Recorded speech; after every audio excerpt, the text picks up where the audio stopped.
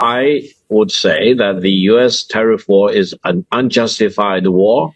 It's the wrong war. It's damaging, if not undermining, free trade. China steps up to defend not only its own economic interest, but in reality, to defend free trade. And for China to defend free trade, it's for the benefit of EU, for all the European countries, and ironically, for the fundamental interest of the American people. So I think the EU has a choice. Now, either you're caving to the maximum pressure from the United States, or you really fight to protect and defend the free trade, like China is doing. From that perspective, I think China and EU should really see the real matters of the world today in the same light. That is, we should promote free trade. 嗨，这里是果果。今天我们来分享的是一场关于中欧关系的高端对话，展现了当前国际格局中的复杂博弈态势。三位智库专家从不同视角揭示了中欧关系的三重辩证关系。请看视频。Let's bring in our guests. From Brussels, we're joined by Carol Lano, CEO of the Centre for European Policy Studies. From Beijing, we're joined by Victor Gao, Vice President of the Centre for China and Globalization. And from Rome, we're joined by Raffaella Marchetti, Director of the Centre for International and Strategic Studies at Luis University. Gentlemen, thank you for being with us. Let's start with you, Carol. Where are China-EU relations right now? Sure, they have their differences politically. There's perhaps a deep-seated mistrust between them, but to what extent, at this moment, are they economically codependent? They are very interdependent, both of them. But as you were just saying in introduction, China has a big surplus with Europe, above all a goods surplus. And Europe needs these goods, let's say, for its economy. But you could say the dependence is also on the Chinese side because China is losing the US market. So for them to keep the European market is extremely important. So China will need to work to improve the access to its market for European goods. Otherwise, let's say, it risks, to be losing out on the European side as well. I mean, our current Commission President under her first mandate has called China a systemic rival. Because of the current tensions which we have in the United States and this enormous deadline of the 9th of July for, coming to a tariff agreement with the US, this sentence already, this talk about China has been a bit softened, but it remains so, that China is a competitor with the EU on many fields, which we see, as you were saying, also clearly in the domain of cars, which was traditionally one of the areas where Europe was strong, which is now risks to be overtaken by electric cars from China. And that's why the EU last year decided, to have tariffs on different brands of Chinese electric cars in different degrees, just because they were seen as a threat to the European market. Victor Gao in Beijing, you heard Carol there saying that China needs to improve access to its markets for EU goods. How does China view its relationship with the EU at the moment? What does it want from it? And what is it prepared to do to get that? Thank you very much for having me. From the Chinese perspective, EU is a very important trading partner. And the relations between China and EU are not of rivalry or competition. We just need to get along with each other, respecting each other's differences, and try to overcome these differences by cooperation. Now, you mentioned the EU's access to the China market. China welcomes many things produced and exported by EU, but they need to be competitive. Otherwise, they'll be priced out of the market. From the Chinese perspective, we are the champion and the standard bearer of EV car. But the real competition involving EV car is not between EU or China. It's between the fuel car technology, which is a technology of the past, versus EV car technology, which is a technology of the tomorrow. So, from the philosophical point of view, European countries need to make that leap of faith to embrace EV car revolution, because otherwise their fuel car revolution will become obsolete. And one of the main engines of economic development for EU will be knocked down, not by China, but by the technological transformation. I will be happy to do whatever we can to improve European access to the China market which will be the largest market in the world. And I'm shocked to hear President Trump said China is bad and EU even worse. Let me tell you, China is not bad. EU is not worse. It is time for China and EU to see each other in the real light and respect each other and try to do our best to improve China-EU cooperation. Rafaela, what did you make of what Victor was saying there? We talked earlier about this huge trade gap between the two. Who needs who more right now, the EU or China? Well, from the EU side, China is an important partner. Is an important partner for access to the Chinese market. Is an important partner for certain technologies and certain materials like rare earths and minerals that are important for the EU industries. However, of course, there are also problems. I mean, it's decades at least that the EU complains about the access to the Chinese market, that the level playing field is not entirely accessible to the European capital, for instance. I mean, entering the financial market in China is complex. So there are a number of issues beyond the issues of security, which is another chapter, but trade is complex, but is needed. If we take the view of the European business, there is a clear recognition that the partnership with China is a strategic asset for the future. If you only look at, for instance, the largest economy in Europe, that is the German economy relied heavily on the export to the Chinese market. And that was a very strong component of the German growth in the last at least 2 decades.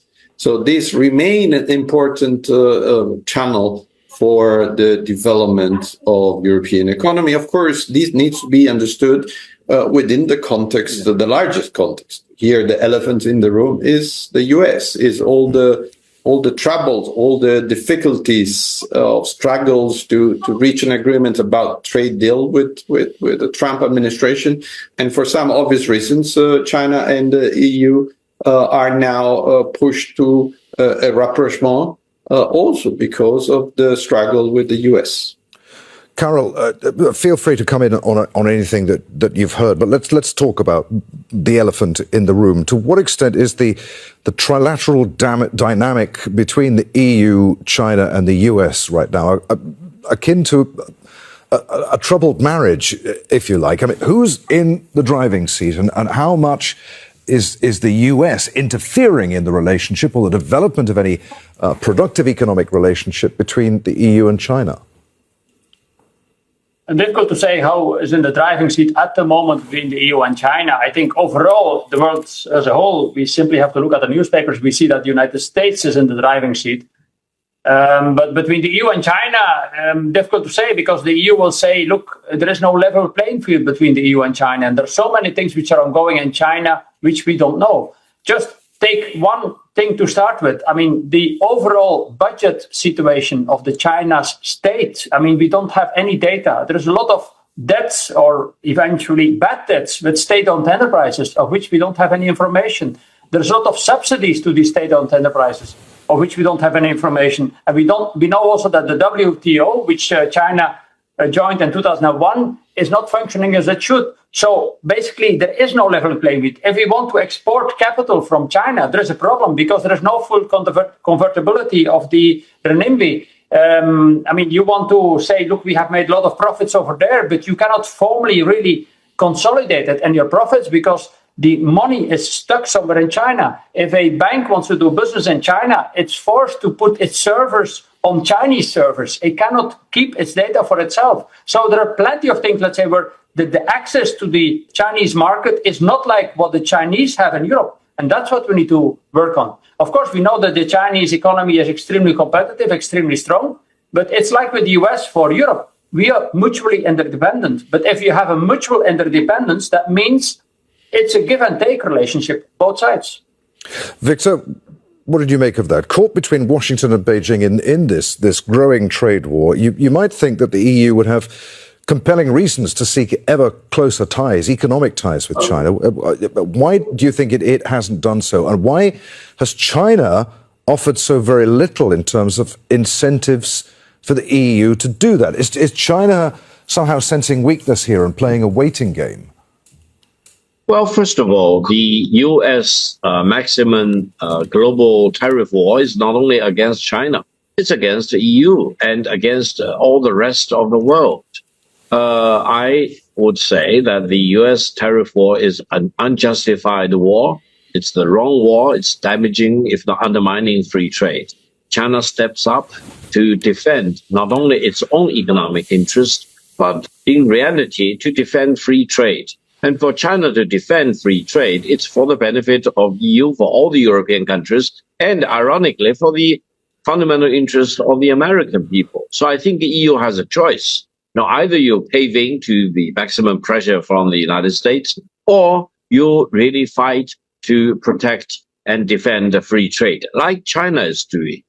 From that perspective, I think China and EU should really see the real matters of the world today in the same light. That is, we should promote free trade. We should do whatever we can to promote free trade. Now, while I fully respect the previous panelist, allow me to mention several things. It really takes two to tango. Between China and EU, let's do our best to sign up this comprehensive agreement of investment, because China is in a position to provide lots of capital to European countries for their continued development. China can have, the market size to accommodate many products from Europe, but it's up to the European countries to really do their homework, to really figure out what are the products that the Chinese market want to accept. Because, as I mentioned, some of the products are way out of the marketability in China. Some of the products are not up to standards by Chinese standards. And some of the products are basically being phased out, like fuel cars, which enjoyed the brisk market in China for decades. So I think China and the EU should really talk with each other. But of primary responsibility is to sign up this CAI agreement as quickly as possible. Okay. Rafaela, what do you make of that? You mentioned the word security. What does the EU need in terms of security? Is China willing to provide that, do you think? And is the EU going to be forced to take sides in this trade war between the US and China? Or can it continue to somehow fudge it and tread some sort of strategic middle line? Well, the security chapter is way more complex. Of course, in security matters, the alignment between the EU and the US, I would say, is total. So it's very difficult for the EU, for any country, to think about doing some security deal with China or even selling, for instance, weapons to China. There are two specific issues that needs to be discussed. On the one hand, there is traditional issues about cybersecurity and industrial espionage and other kinds of issues that have been traditionally issues raised of concern from the European Union, raised in many different meetings with Chinese officials. The other issue, of course, is reassuring measures that needs to be provided by Europeans in the so-called Indo-Pacific. Increasingly, European countries are present into the Indo-Pacific, developing and strengthening partnership with Indo-Pacific countries, participating to exercise, developing joint military industrial projects. So clearly, this is perceived by China as something uncomfortable. And here, I think the EU needs to make an effort to send reassuring messages because, of course, these can generate some harsh feeling and escalation between the two.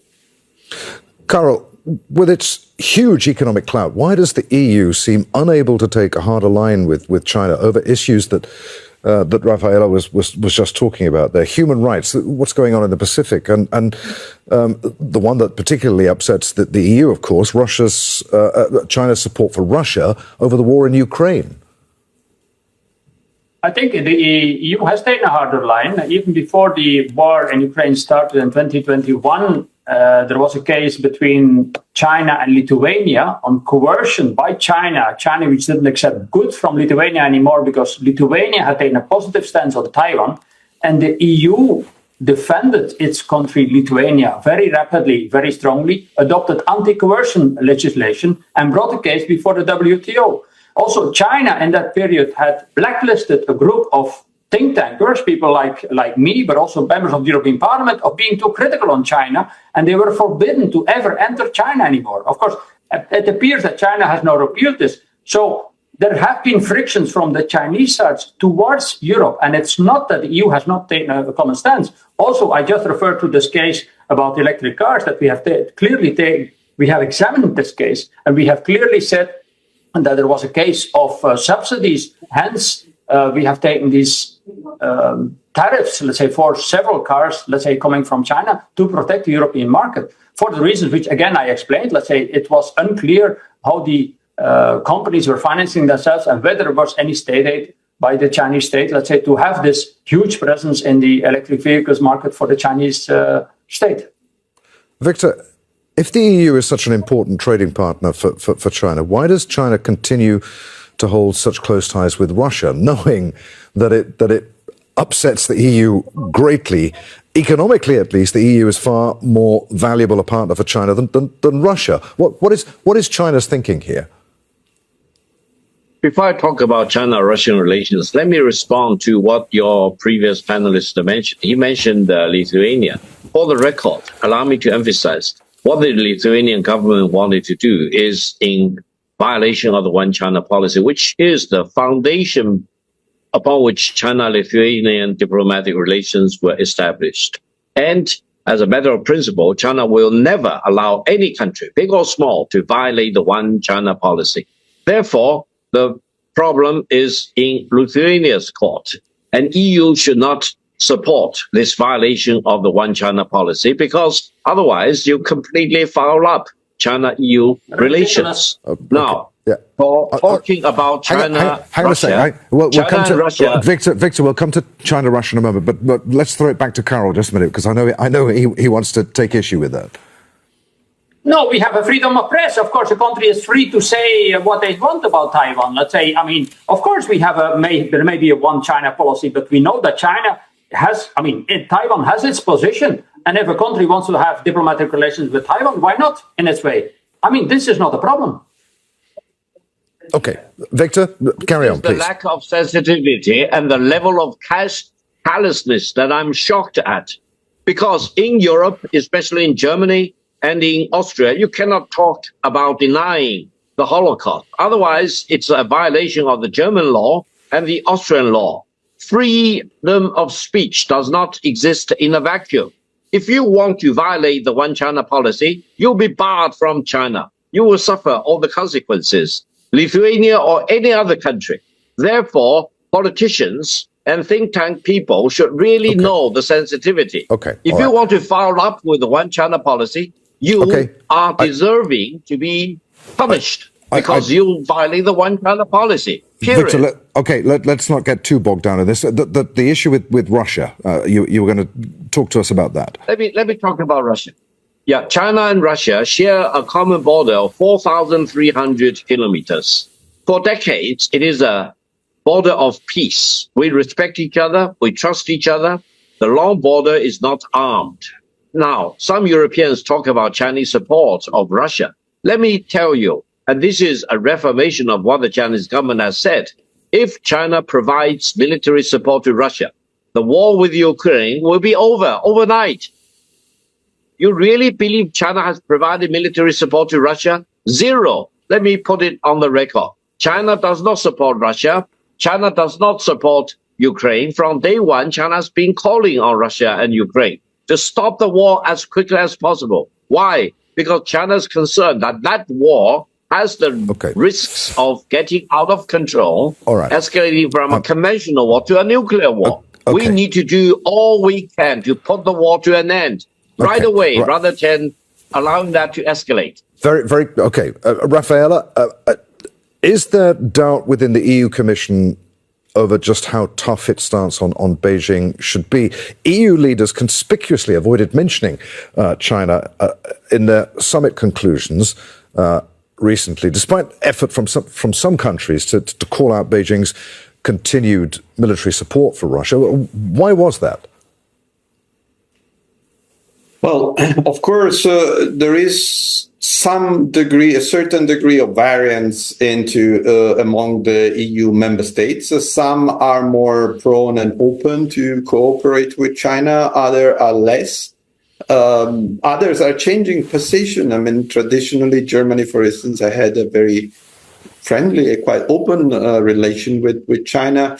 With the current administration in Germany, the tone is way tougher.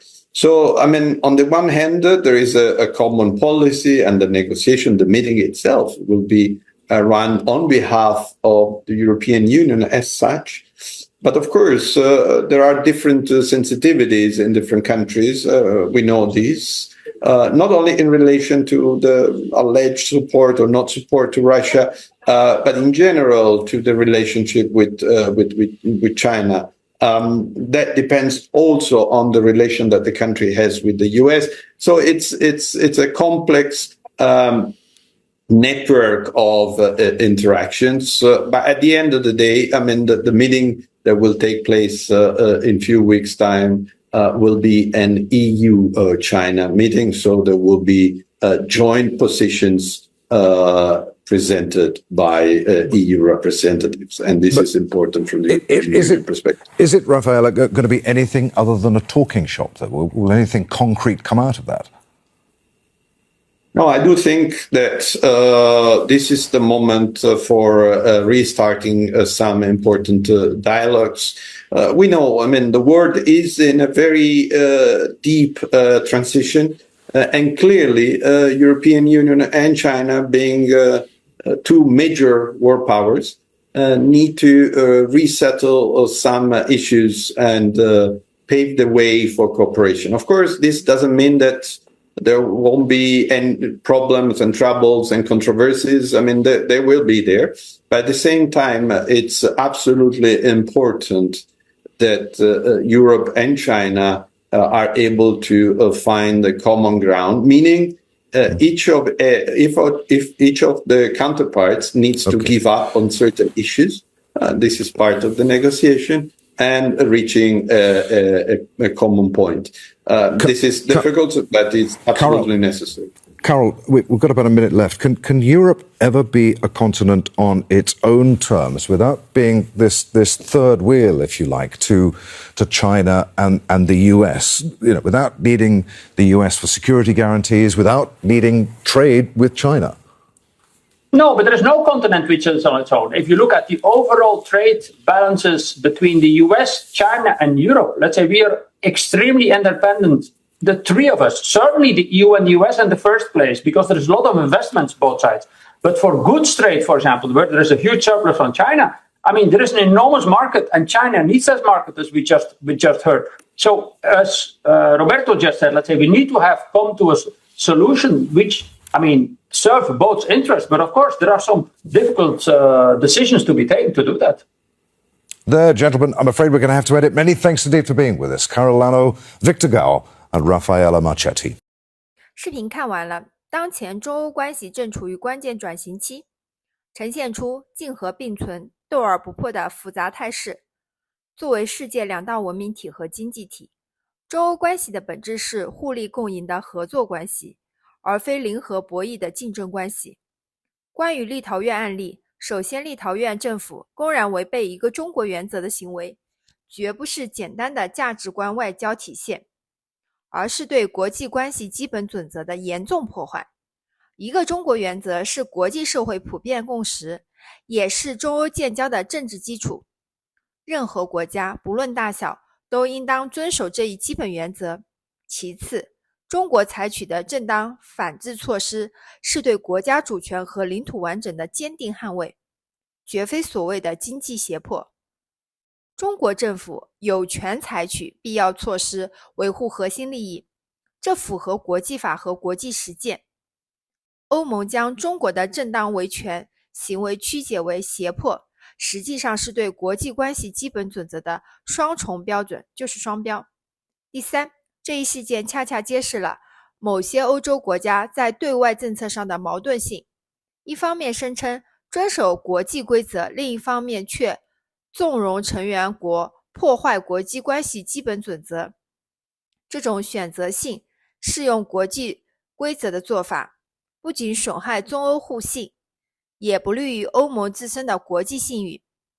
中国始终秉承相互尊重、平等互利的原则发展对外关系。在立陶宛问题上，中国的立场是明确且一贯的，任何企图挑战中国核心利益的行为都必将遭到坚决反制。这并非所谓的战略弹性问题，而是关乎国家主权和领土完整的底线问题。谢谢大家观看，喜欢请点赞、评论加订阅，明天见，拜拜。